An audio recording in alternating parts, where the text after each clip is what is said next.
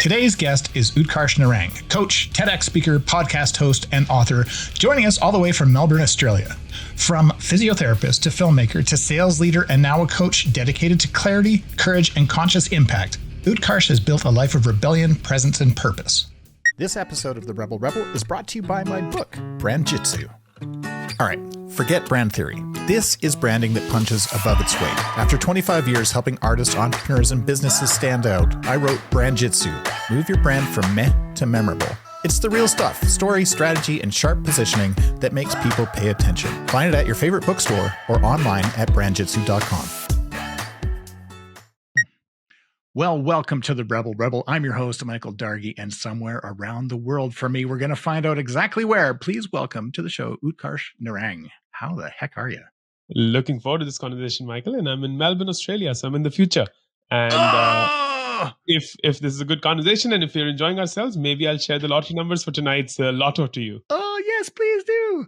Oh, you're like, I've never been to Australia. I want to go so bad. It's like upside down Canada, and we're like upside down Australia. Correct. Yeah, I love it. Yeah.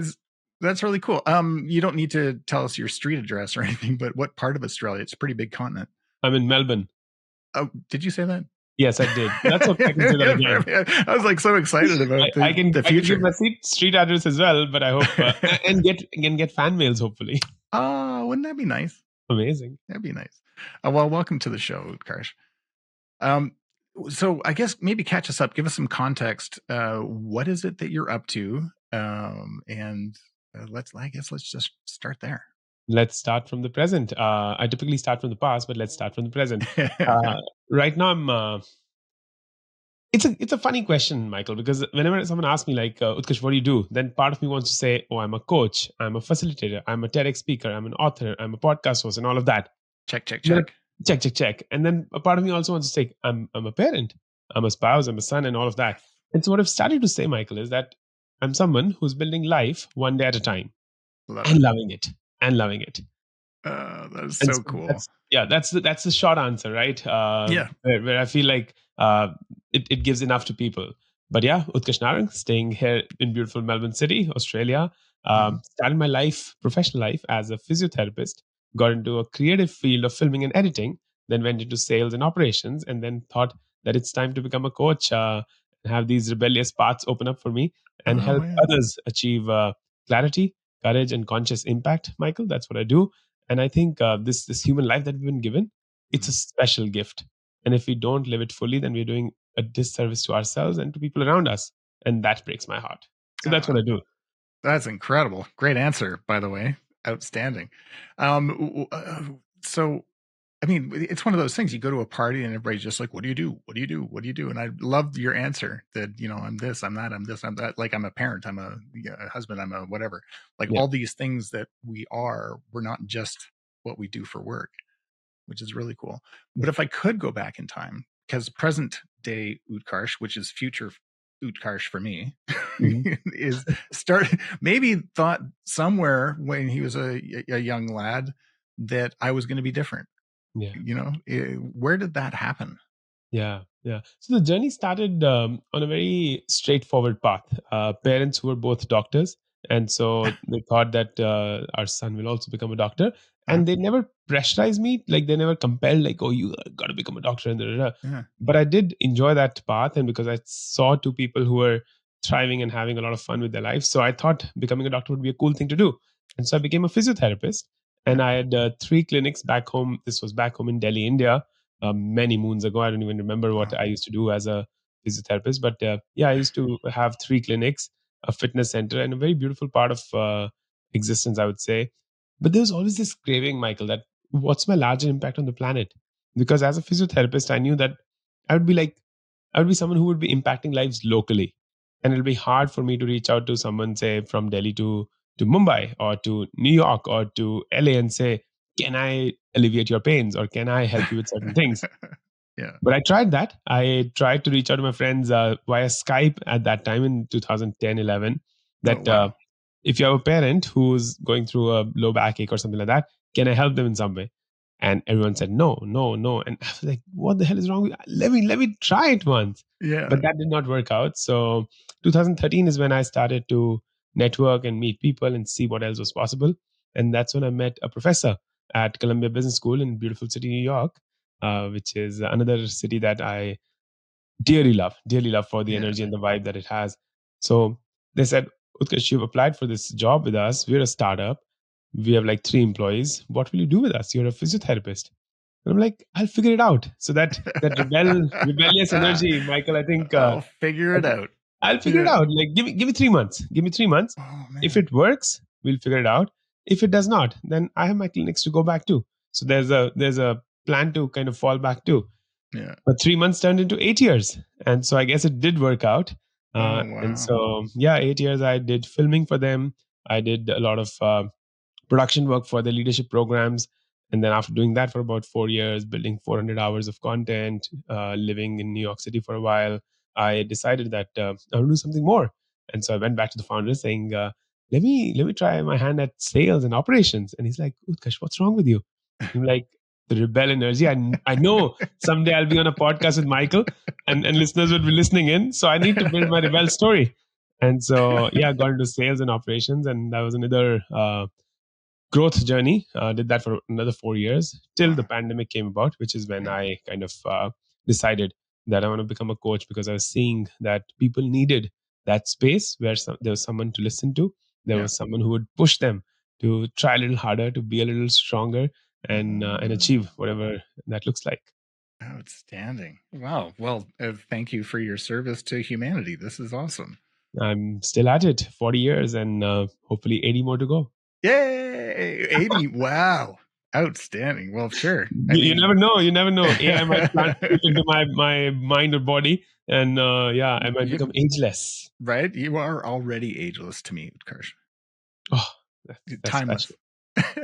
That's special. Yeah. Wow. Okay. So, tell me about like life right now for you as just a human walking it, like living in Australia. What does that look like for you? Amazing. So Australia is a beautiful country. We moved here a few years ago, and I can tell by your accent.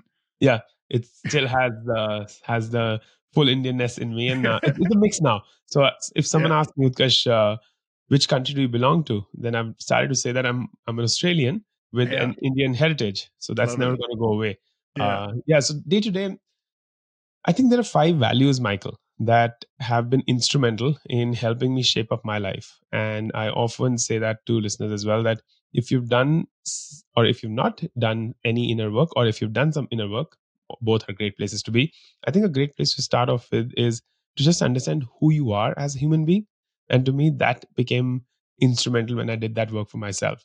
And the 5 values that I live by are excellence, freedom, growth, love, and discipline.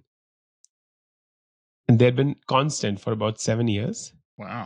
Till earlier this month, I met a group of people, and we were at a retreat doing some inner work. And I figured out like this value of excellence is not serving me anymore. And it was the first time in 7 years that I let go of a value to invite a new one in, which was mind-boggling. I did not expect that to happen. But now the 5th value has become presence instead of excellence. And so, so that was a massive shift. So to your question, I think the day-to-day how it looks like is I do a lot of different things. Like you host this podcast. I have a beautiful little podcast, which I thoroughly enjoy conversations on. So that's shout out one to part. Ignited Neurons. Thank you. The Ignite Neurons podcast. It's a deep conversation again, just like the one that we're having, Michael. I have 2 boys who are 14 and 11. So getting the joy to raise them with my wife. So that's always exciting and fun draining. ages. Yeah. It changes so quickly with every passing year. And I often I was coaching someone yesterday. He had like a 2-year-old, and I was telling him the year's going to fly by, but the days look really long. The days are painfully long. It's a paradox. It's a paradox. So I raised those boys, and then I coach a lot. And so I have coaching clients who are across the world, from Australia to New York to LA. And I think there's this deep connection with the US, India, and Australia. where my life kind of gets onto the intersection of these three cities. So I love to coach people who are in these spaces and are in tech, because they're doing amazing work, but it can sometimes be draining as well. It can be really hard to do that too. So all of that happens, Michael. And then I was talking to someone a few days ago, and you were saying, and this would resonate with your audience. This word rebel, right? It's a fascinating word, because it could mean so many different things to so many different people. It's like success, right? Everyone has a different definition of success. Yeah. And so how I feel is that what it means to be a rebel is to have a life of no regrets, where you're able to choose what you want to, where you're able to have the freedom, where if after this podcast I have one coaching call at 11 a.m., I plan to go for a run, I can do that middle of my day. I plan to work 24 hours, I can do that. I plan to work 6 hours, I can do that. So I think just being a rebel is not being on that straightforward path and choosing your own path. And someone very thoughtful said to me that, Utkarsh, if you can see your path till the end, you're walking someone else's path. Oh, damn. That's great. Interesting. Yeah, I sort of side note to that is I recently saw somebody say that if I can see the horizon, but I can't see the road to get there. Yeah. Wow. Which is kind of similar. Yeah. Right. Interesting. Yeah. What's the most rebellious thing you've done? Ooh. My mind goes back through the whole journey. I think it was just moving these professions, right? Because I remember when I was a physiotherapist and my dad being a physician, we had this kind of like a whole center where we were serving patients. Yeah. And when I told my family that I'm not going to pursue this path anymore, it was a massive shock. And I think that to me was like the first time I tried that. And so the first time you feel like there's something wrong with him, he'll come back, he'll come around, and this and that, but it worked out. And then so that becomes like one of those rebellious moments, right? And I thought like, this is it. Now now it'll be a stable life, straightforward. We'll follow the path, we'll keep going, and it'll all be okay.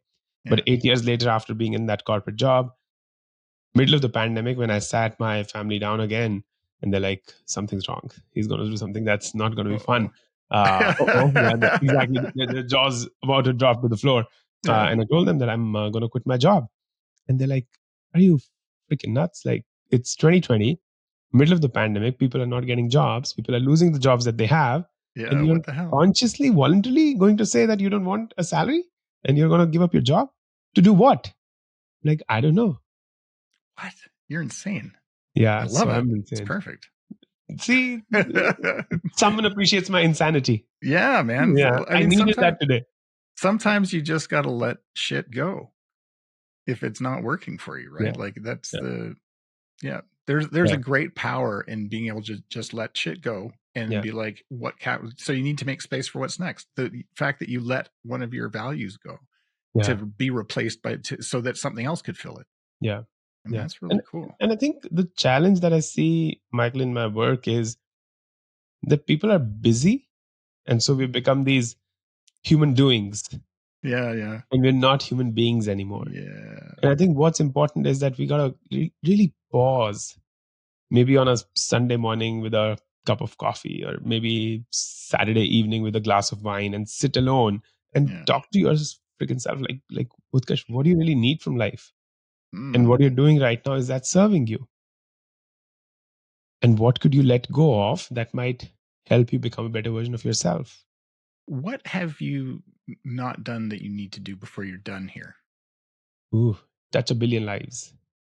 So that's my big, hairy, audacious goal that I started Ignite Neurons with in 2020.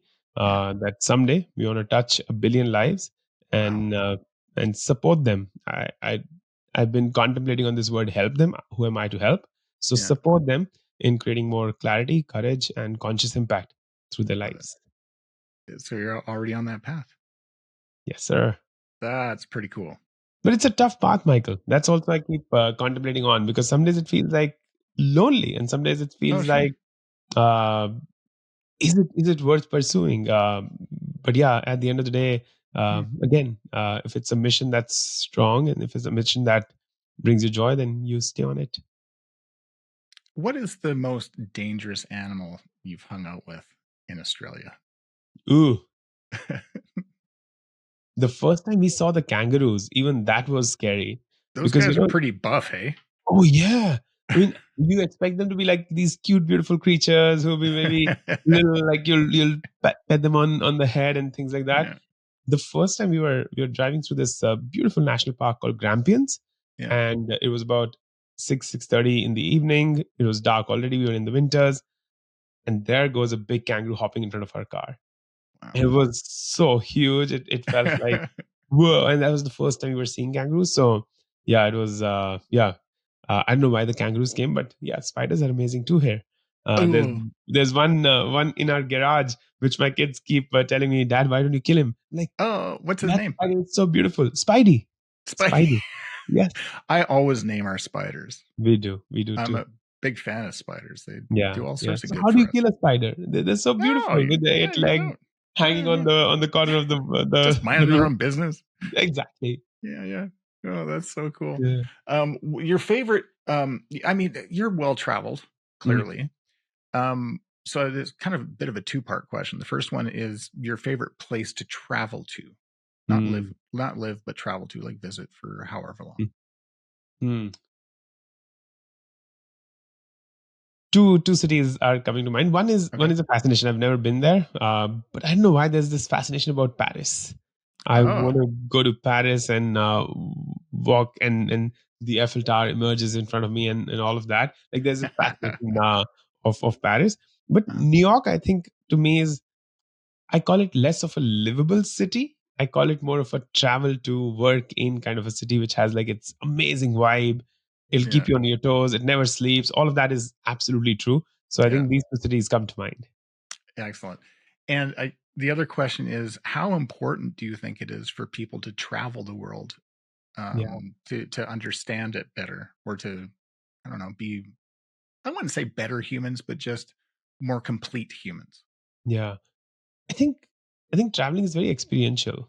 It allows you to really meet different cultures, understand them, to see that what you might feel is the norm would be very different from another culture. And they might not want to do that, or they might want to do something that is not the norm to you. And I Yeah. think that allows you to really become inclusive in your Mm. thinking, in your appreciation of the beauty that the world has to offer.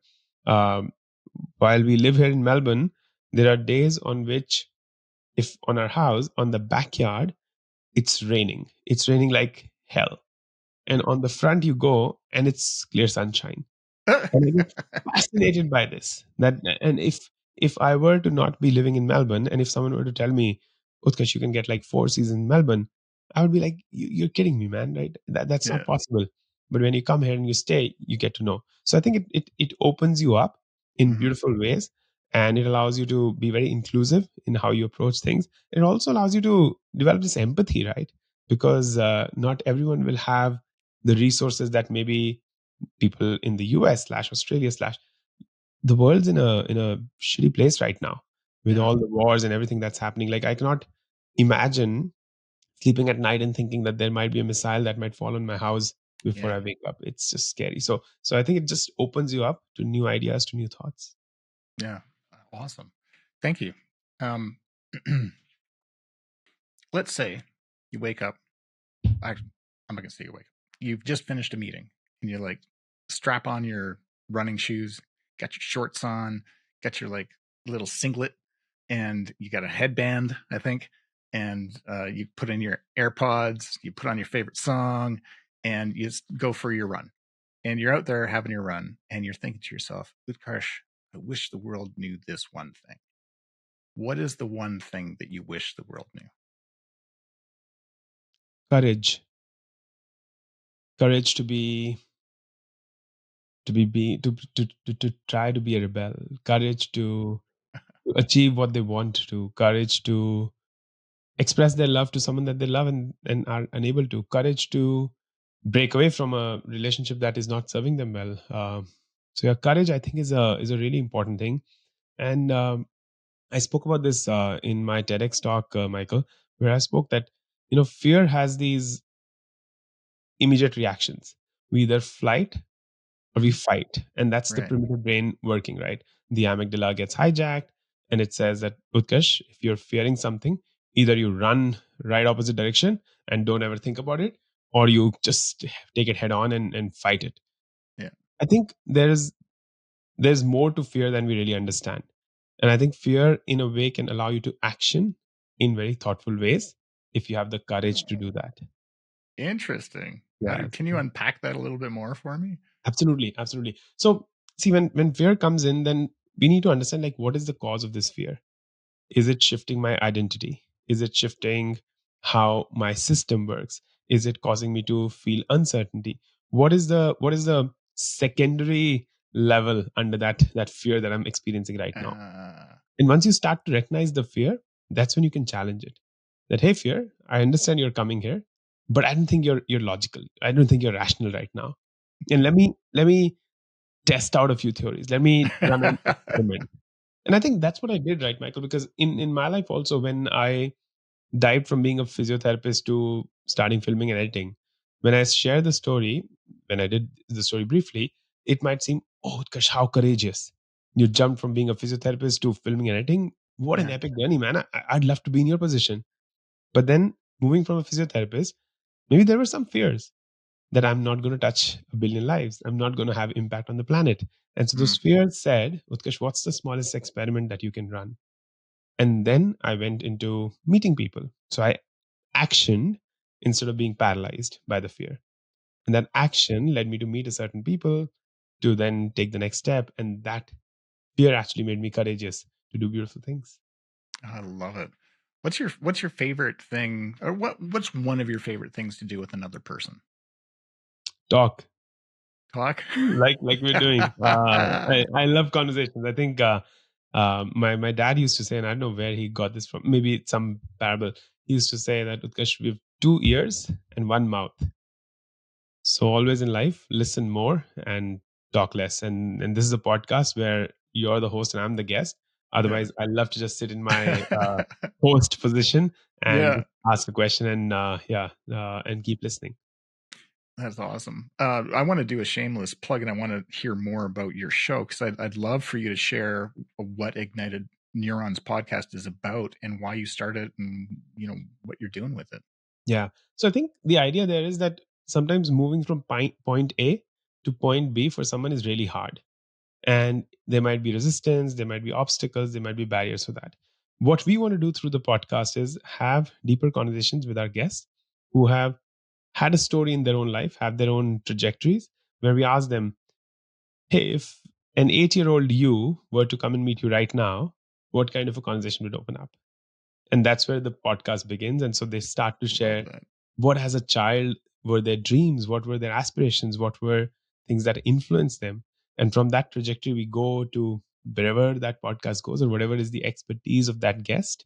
Yeah. And then we bring it to a closure where we ask the final question as to if that 80-year-old self, the the elderly, beautiful wrinkles, gray hair, or whatever color hair they prefer, if Yeah. that 80-year-old were to come to you right now, what would they say? What would their single biggest advice to you be? And I think Oh, through this whole journey, Michael, what I'm doing throughout the conversation is being that 30-year-old, 40-year-old who's like, this is not going to work. This will not work for me. This worked for you, but yeah. not for me.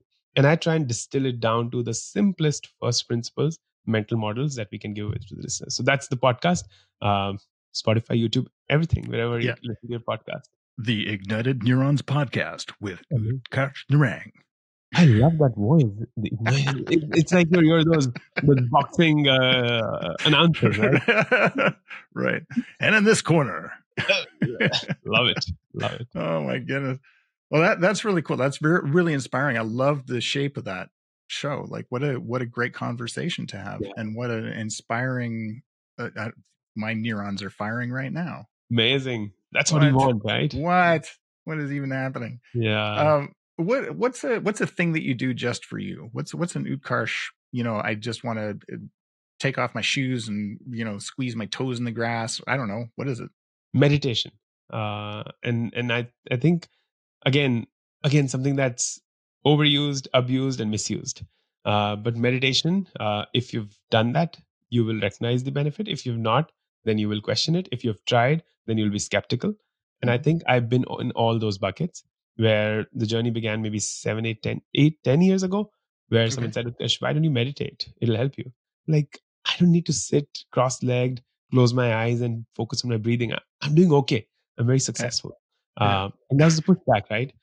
Till I started to really experiment with it. And I saw that it's not about succeeding. It's not about doing more. It's not about clarifying your thoughts. It's not about lighting sage around the room. It's just about pausing, taking a deep breath, and just being. And that I think became really powerful. And I'm happy to share. I'm on my 832nd day of everyday meditation without missing even a single day. So yeah, happy about that. Holy, what? Something you said just struck me as awesome and also challenging. Just sitting there and just being, like just sitting inside of it. Yeah. That's right. Like I used to meditate when I was younger. It's been a long time. And again, ignited neurons. Maybe I should get back to it. But yeah, it's tough to just be. It's tough to just sit in a moment. And that's why you need to practice it, right? Because if you go to it every single day without this fear of succeeding or failing, then I'm just going to go and be for 10 minutes and let's see what happens. What's the worst? What's the worst? Yeah, what's the worst that can happen? Yeah, exactly. Out of 24 hours, you lose 10 minutes. That's the worst that can happen. But yeah. Then Spidey comes down and hangs out with you. And exactly. I've thought about that too, because I prefer to do that in the dark. There's one corner in the house that I do it. So before I do, I open my torch and make sure that I scan the area. No spiders? Okay, let me not. Or kangaroos. Got to be careful. You don't know. It's Australia after all. Do you have a okay, two questions, maybe one question, I don't know. So you've got two kids. They're 11 and 14, and they're rambunctious boys, probably, if I know boys. What is their favorite bedtime story? Do you still do bedtime stories? Nah. No. Gone past that. I think it's an interesting question, because again, it tells me of the cultural nuances, right? That in our household, growing up in India or throughout, there were very few bedtime story moments for us. It was rather like, let's play a spiritual song on Alexa, and you both boys sleep to that. So that's something that they both did when they were in their 6, 7, 8, 9 kind of phase. Yeah. Now, the 14-year-old does not want me to be in his room. He's like, sure. Yeah, I'm okay on my own. I'll take care of it. The younger one has this ritual of give me a hug, kiss me goodnight, I'm done, and that's about it. So yeah, so I think with age it's become easier. Yeah, hilarious. Oh, that's so cool. Yeah. Do you have a sport other than running? I love table tennis. So we have a table tennis table in the backyard. We love playing it out. My elder one and I love the matches. I love watching lawn tennis. The US Open's happening, and I mean, it was amazing when it used to be Federer, Nadal, Djokovic, that kind of era. I'm one of those fanboy moments when I see those three. But yeah, tennis is a great sport to watch as well. Oh, amazing. You've given some just incredible advice and some insight and just ways for me to, I don't know, reframe. Wasn't expecting this conversation. If I'm honest, I thought it was going to happen, but you never know. But there's these people in the world.